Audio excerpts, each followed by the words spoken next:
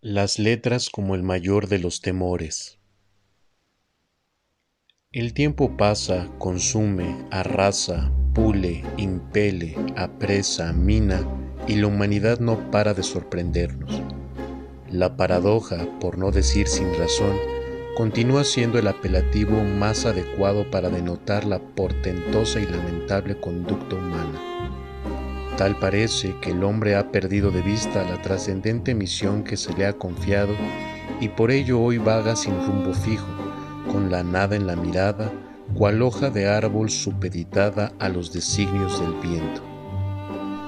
El tácito arrepentimiento que experimenta el hombre hacia el producto de sus múltiples conquistas es la causa primigenia del desdén que para cientos de cosas aparentemente vitales reina en la época de la que somos testigos. La conciencia estupefacta contempla desde su cómoda posición los logros alcanzados por aquellos seres excepcionales que bajo ninguna circunstancia la mayoría, es decir, el rebaño, puede dejar de llamar hombres en toda la extensión de la palabra, so pena de renunciar al cada vez más exiguo orgullo que supone formar parte de la especie humana. Mas este desconcierto permanente no se debe a la naturaleza o a la magnitud de lo conseguido en cuanto sí, sino que es producto de los incómodos efectos que a su paso va dejando el presuroso tránsito humano, que no son sino el incremento de la esfera de libertades, o sea, el aumento de las responsabilidades cósmicas.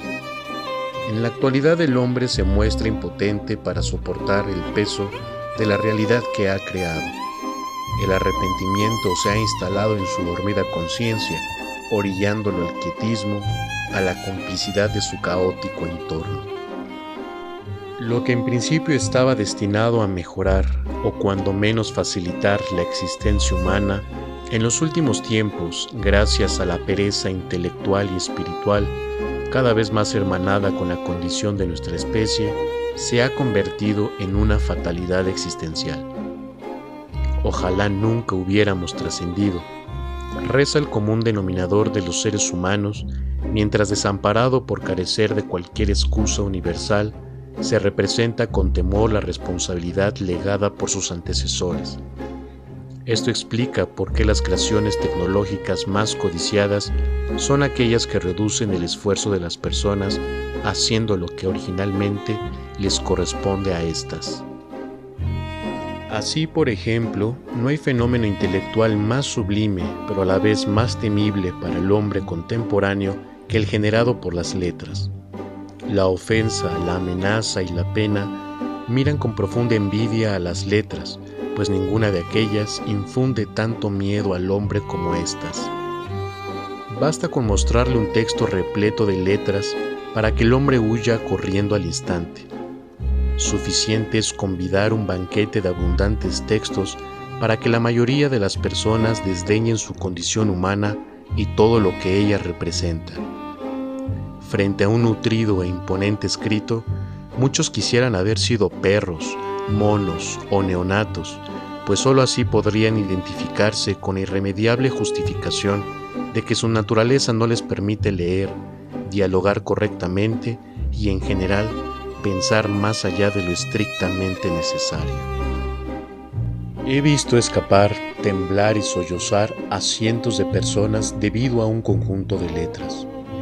Las he visto, además, esconderse despavoridas de la B por la similitud que guarda con un libro abierto, forcejear contra la C para no ser presa de sus aparentes tenazas, persignarse ante la F por representar una cruz cristiana que tenazmente se resiste a los fuertes embistes del viento luciferino que deforman su figura, pasar disimuladamente a un lado de la G, quien, al ser alusiva a la serie de Fibonacci, les recuerda a otros de sus demonios, las matemáticas.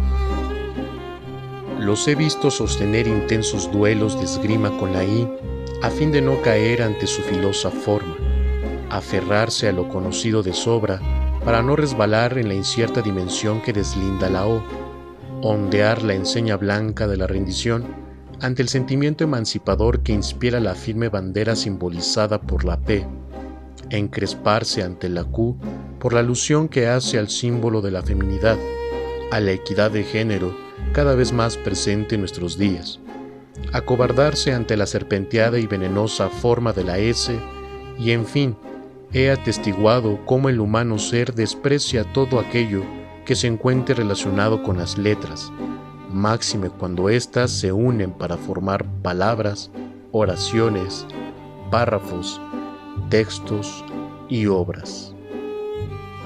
El temor hacia las letras ha sido perfectamente entendido y aprovechado por los medios de comunicación escrita. Un somero recorrido por las principales avenidas de nuestra ciudad o por los inmensos corredores del metro es suficiente para advertir cómo la prensa, cada vez con más descaro, en todo momento procura prescindir de las letras para deleitarnos en su lugar con luminosas, atractivas e incluso eróticas, solo en el mejor de los casos, imágenes y fotografías que nos ahorran la desgarradora tarea de leer. ¿Cuántas veces no hemos escuchado esa penosa, aunque eficaz, recomendación de solo escribir lo estrictamente necesario cuando de comunicar se trata, pues la gente no lee? Así lo entienden los hombres de negocios, cuando de cerrar un contrato inequitativamente favorable para la institución bancaria, para la empresa telefónica o para la compañía de televisión por cable, las letras, sobre todo las microscópicas, son la mejor y más sutil estrategia para ahuyentar todo sospechosismo y toda inconformidad. Las personas, antes que leer, prefieren despilfarrar su patrimonio e incluso ser estafadas. Así lo entienden quienes operan un sistema jurídico de corte romano-germánico, predominantemente escrito, pues saben que el temor hacia las letras les sirve como fiel cobijo para ocultar, en la propia legislación, todo abuso, cualquier injusticia y numerosas ocurrencias demagógicas. ¿Qué mejor lugar que la norma jurídica escrita para camuflar y justificar toda arbitrariedad estatal? Después de todo, casi nadie lee, seguramente murmuran los potentados. Así lo entiende la propia sociedad iletrada, esa que a pesar de saber leer y escribir, no lo hace por temor a la fatiga intelectual. No en vano, quien pretende otorgarle sentido, autoridad y solemnidad a sus tambaleantes palabras, siempre acude a la indefectible expresión estándar de «alguna vez leí». Así lo entienden los escritores tercos como yo. Desde un punto de vista cuantitativo, sabemos que en nuestros días la escritura es uno de los peores medios de comunicación, de suerte que con cada palabra que vamos hilando a lo largo de una reflexión, los escritores cavamos nuestra propia fosa, vamos estrechando cada vez más la soga que rodea nuestro cuello. Esto nos convierte en soñadores, en señores del deber ser, papel nada despreciable para el que está dispuesto a resistir la penumbra social, los aplausos del silencio. Finalmente, para respaldar el temor a las letras de que he venido hablando y hacer que esto no quede en una simple apreciación subjetiva, démosle un vistazo a las contundentes estadísticas en la materia. Es de explorado conocimiento que México no es precisamente un país que se caracterice por sus altos índices de lectura. Según datos de la UNESCO, México es el penúltimo lugar en consumo de lectura o en temor hacia las letras, que es lo mismo, de entre 108 países. En promedio los mexicanos leemos menos de 3 libros al año, concretamente 2.9 libros, y dedicamos 3 horas a la semana de lectura extraescolar, dato que se contrapone diametralmente al caso de Alemania, donde semanalmente se leen alrededor de 12 horas.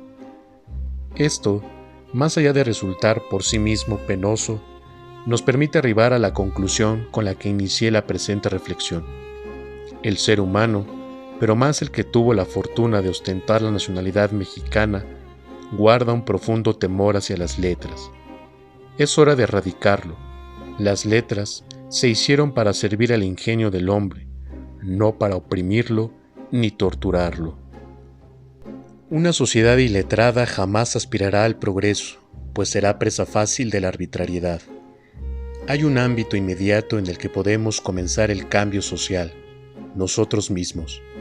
Leamos, crezcamos y progresemos. Queda la reflexión en el aire.